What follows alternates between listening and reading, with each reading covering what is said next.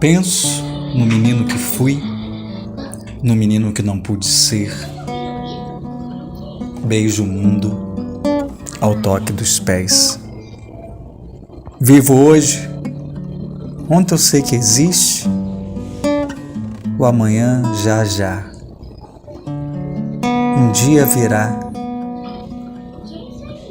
A palavra é escrita somente quando o mundo grita a vontade de expressar. Brinquedo, enredo, boniteza, ética, estética, no aprender, no ensinar, politizar. Mais que isso, potencializar a criatividade, brincar, brincar, brincar. Quem disse meninice? O professor Freire disse: ao pé da árvore, aprender ensinando e brincando. Ensinar, aprendendo e vivendo. E vivendo. E vivendo.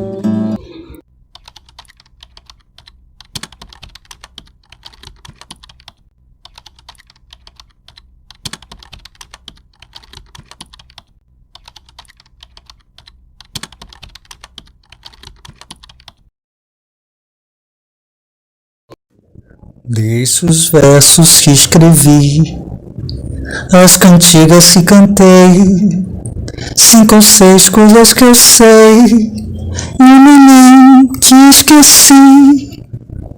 Deixo esse mundo daqui, selva com lei de cassino. Vou renascer no menino, num país além do mar. Licença que vou rodar no carrossel do destino. Licença que eu vou rodar no carrossel do destino.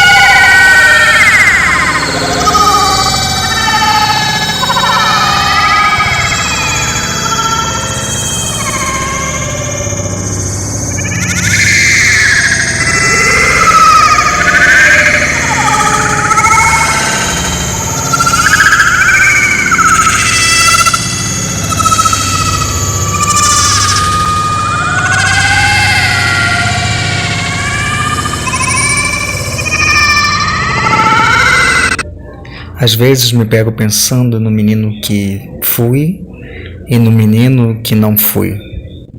Ao voltar para a minha infância, não sei o que fala a memória ou imaginação. Imaginação.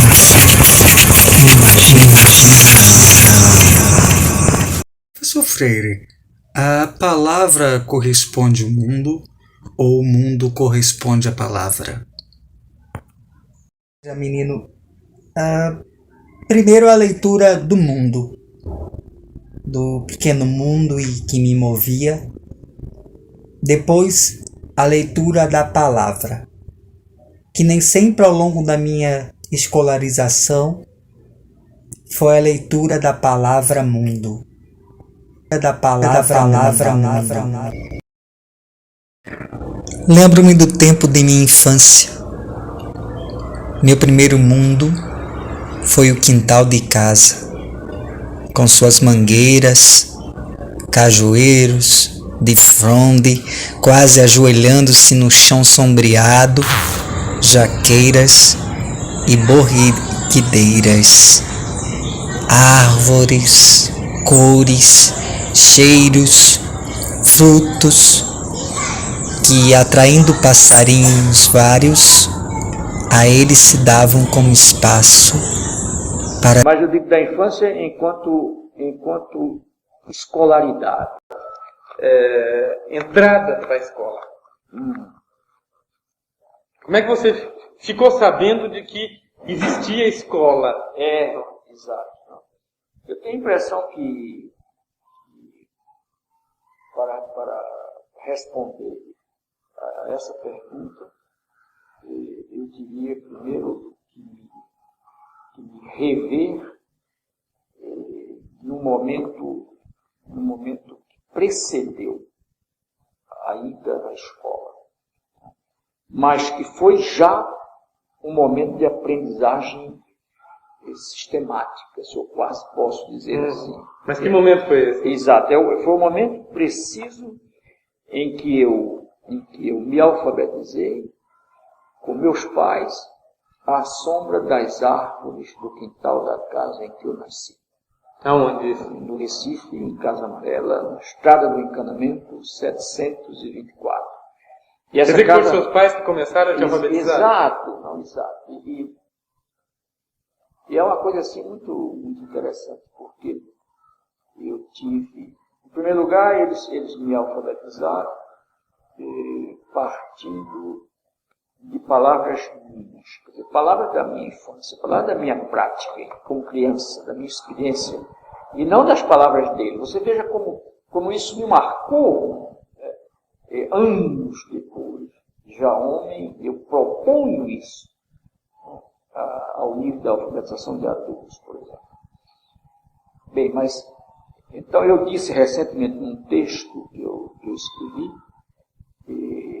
que eu fiz referência a isso, eu disse que o meu quadro, que o meu giz, nessa época, eram gravetos da mangueira em cuja sombra eu aprendi a ler, e o meu quadro negro era o chão.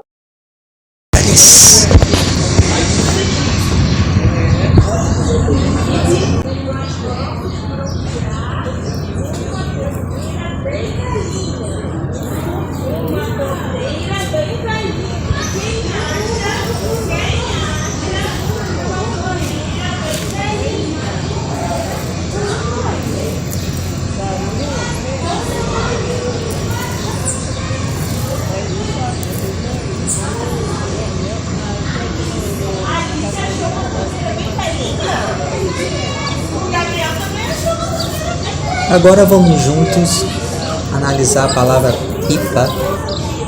Assim como todos nós, a palavra também tem uma família. Pá, papé, pipó, pu. O professor Freire diz que as palavras têm família. Pá, a, e, i, o, u. Árvore, amor, amizade. Bola, amizade, livro. Não tem.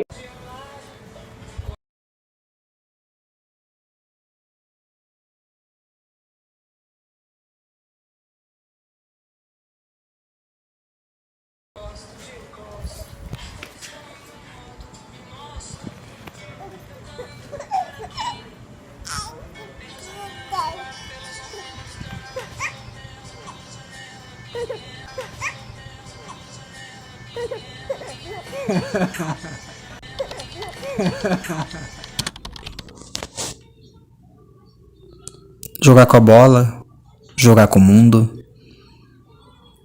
Joga, joga, joga linguagem, joga mundo, joga bola.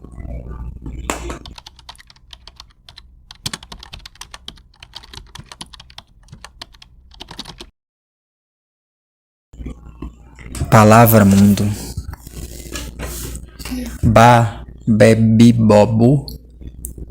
Lá, leli, lolo. Jogamos com o mundo ou jogamos com a linguagem? Bola é mundo, bola, linguagem. Bola, alvo, palavra, mundo.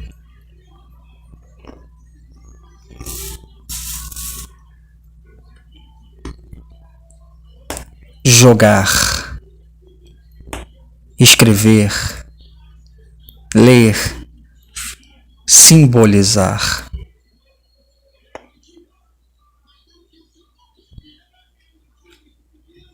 É bola. Enquanto eu tentava sentar em minha poltrona, suas ações se repetiam fervorosamente, mimeticamente, com uma alegria e urgência.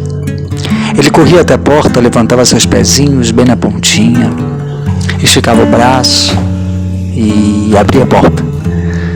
Corria até a lata de lixo e jogava um quadrado, um círculo, um triângulo, todas as formas possíveis. Aí eu pegava, lavava e guardava, mas ele ia lá e corria até a porta, levantava os pés bem na ponta, esticava o braço, aí abria a porta, corria até lá do lixo e jogava um quadrado, um círculo, um triângulo, todas as formas possíveis. Eu pegava, lavava e guardava, e ele ia lá e repetia, e aí perdi. Eu me dei conta que ele estava jogando as formas, formatos, formas no lixo.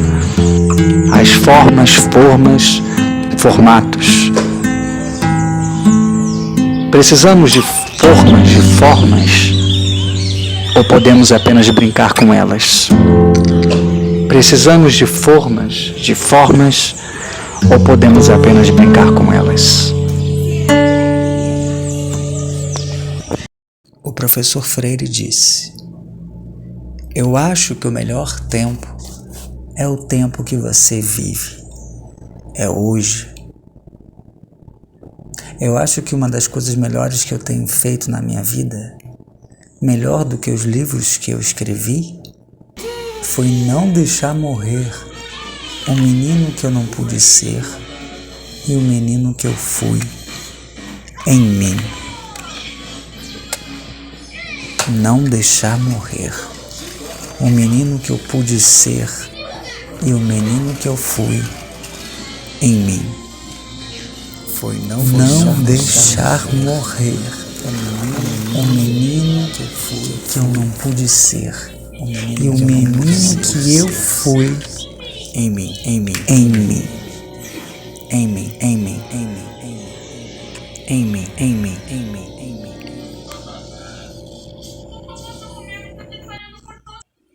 Aos 23 anos, recém-casado, comecei a descobrir, embora ainda não fosse capaz de expressá-lo com clareza, que o único modo de nos mantermos vivos, alertas e sermos verdadeiramente filósofos é nunca deixar morrer a criança que existe dentro de nós. A sociedade insiste, nos pressiona para que mantemos essa criança, mas devemos resistir, porque quando matamos a criança que há dentro de nós, estamos matando a nós mesmos. Lembra, Anitta, quando eu disse? Poxa, rapaz, a alegria menina continua vivíssima e menina ainda. Acho que ainda vou viver muito e morrer no Brasil.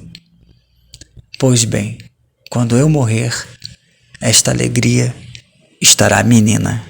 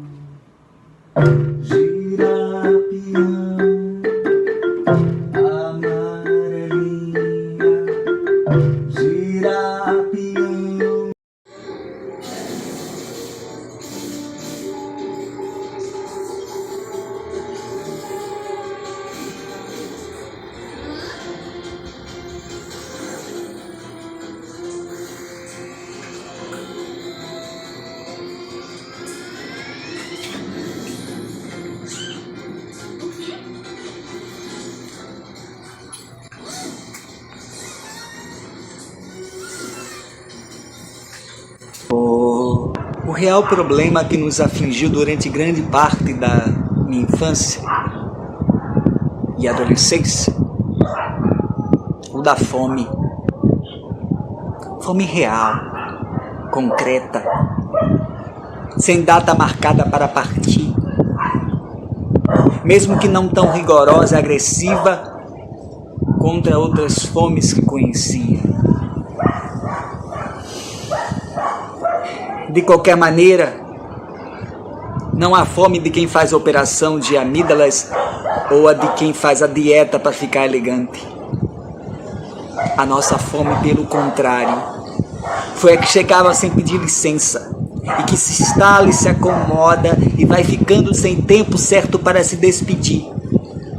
Fome que, se não amenizada, como foi a nossa, vai tomando o corpo da gente, fazendo dela, às vezes, uma escultura arestosa, angulosa, vai afinando as pernas, os braços, os dedos, vai escavando as órbitas em que os olhos que se perdem, como era a fome mais dura de muitos companheiros nossos, e continua sendo a fome de milhões de brasileiros e brasileiras que dela morrem anualmente. Todas as jaulas, a fome na minha infância. Em tenra idade, já pensava que o mundo teria de ser mudado. Voltar-me sobre a minha infância remota é um ato de curiosidade necessário. Quanto mais me volto sobre a minha infância distante, tanto mais descubro que tenho sempre algo a aprender dela e da adolescência difícil.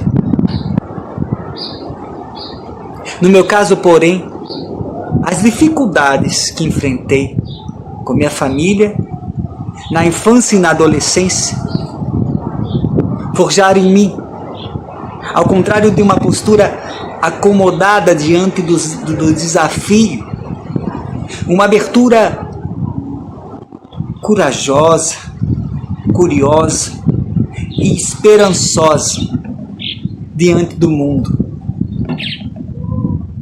Jamais me senti, mesmo quando me era ainda impossível, compreender a origem das nossas dificuldades, a pensar que a vida era assim mesmo. Lembro do tempo de... que o melhor diante dos obstáculos seria simplesmente aceitá-lo como era. Cheiro de terra. Pelo contrário, cheiro de infância. em tenra idade, já pensava que o mundo teria de ser mudado. sueños como lutim que comem gusanos. Abramos todas las jaulas. Infância não é só brinquedo, pular, alegria. Infância no Brasil também é opressão, fome. O professor sabia disso. O professor lutava por isso. O professor viveu isso.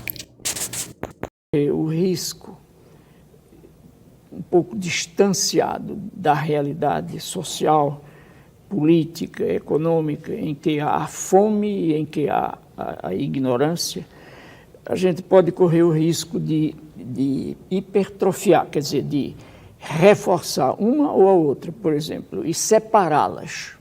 Na medida em que você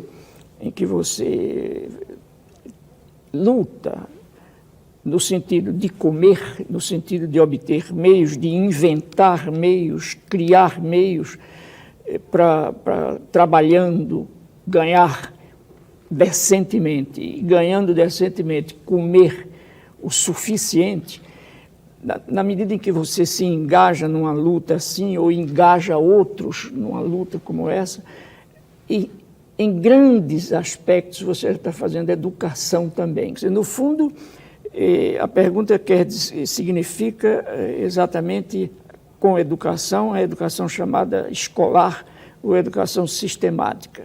Evidentemente que com fome é difícil a gente estudar. Aprender. Não que a gente perca inteligência por causa da fome, mas é porque a fome te atrapalha, quer dizer, a fome te distrai da leitura e te fixa nela. Mas, de modo nenhum, separar a luta para comer da educação, quer dizer, uma coisa puxa a outra. O senhor viu isso de perto, professor? Ou seja, em certos momentos da tua vida escolar, foi difícil aprender por falta de alimento? Exato. E eu experimentei essa coisa de que eu estou falando agora. Quer dizer, eu tive a experiência física, material, do que é para uma criança estudar com fome. E por isso mesmo eu estudei tarde, quer dizer, eu entrei no primeiro ano de ginásio da época com 16 anos, por exemplo. Me lembro das dificuldades que eu tive. Eu acho que não perdi inteligência nenhuma, isso era uma perspectiva errada, mas para analisar a relação entre fome e aprendizagem, mas tive dificuldades. Então, eu acho que todo mundo tem, se não come bem, não só para aprender, tem dificuldade para muito.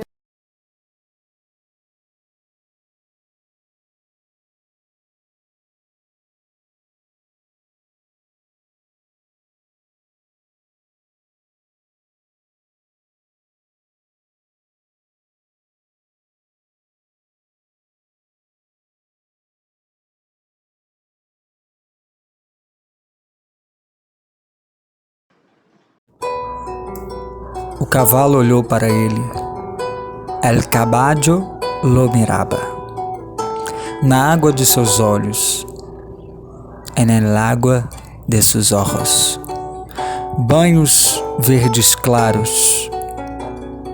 Se banhana el verde claro. Rastejou em sua tenra idade. Gateaba a sua curta edade.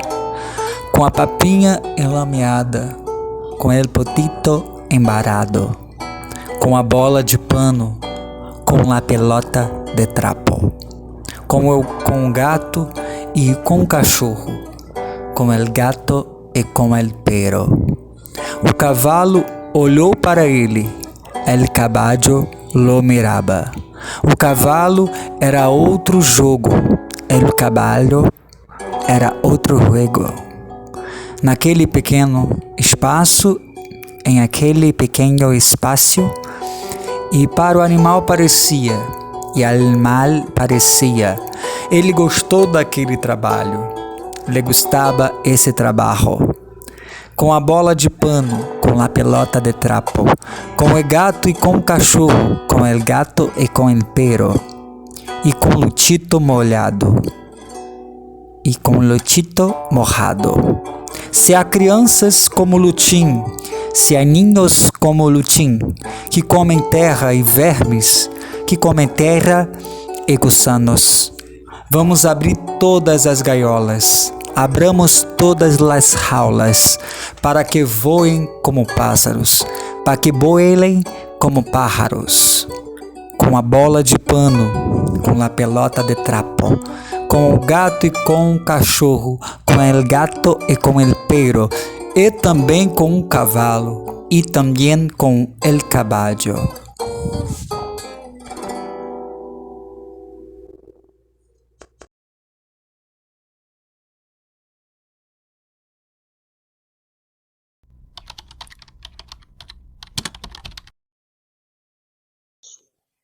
Não da infância, enquanto a infância minha e a infância tua, tomada como objeto da reflexão nossa para refazê-la em termos de história aqui. O existir humanamente sem sonhos, sem utopias, veja bem, nós mulheres e homens somos seres, eu acho que é melhor dizer, viramos seres na história que não prescindem do amanhã.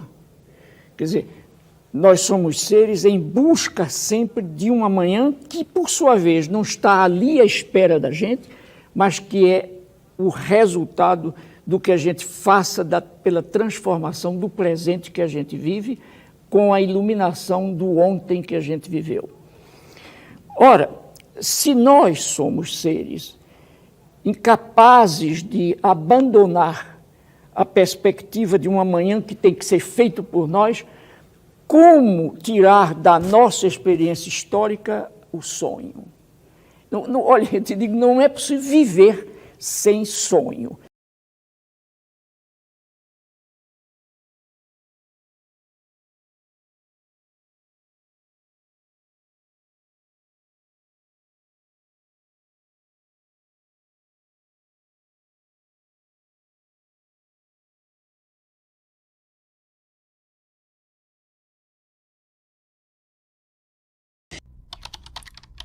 Foi tanto teu pai quanto tua mãe, ou mais teu pai ou mais... Exato, não, aí eu acho que até não era que, veja bem, não era que os dois tivessem transformado.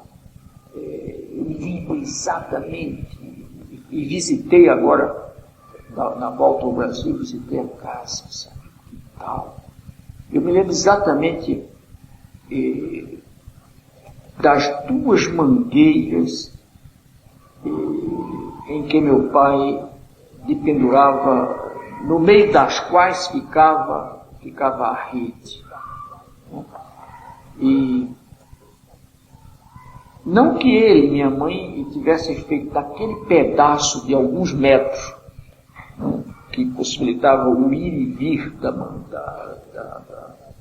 rede, e que tinha uma área assim, bem limpa no chão. Que minha mãe costumava sentar ao lado numa cadeira de vinho, por exemplo, enquanto meu pai balançava. Eu tenho no ouvido ainda o ranger do atrito. E não que eles tivessem feito daquele espaço a escola. E isso é que eu acho formidável, é que a informação e a formação que iam dando